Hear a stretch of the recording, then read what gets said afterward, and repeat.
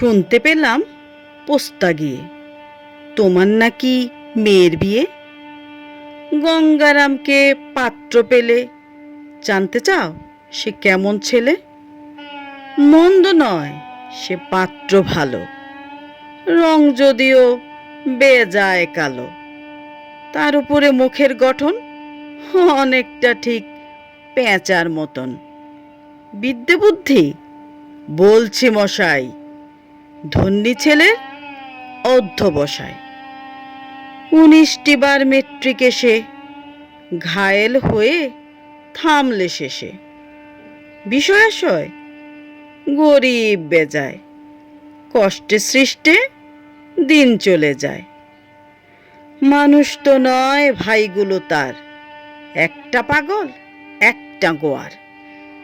আরেকটি সে তৈরি ছেলে, জাল করে নোট গেছেন জেলে। কনিষ্ঠটি তবলা বাজায়, যাত্রা দলে 5 টাকা পায়। গঙ্গারাম তো কেবল ভোগে পিলের জ্বর আর পাণ্ডু রোগে। কিন্তু তারা উচ্চ ঘর, কংসরাজের বংশধর।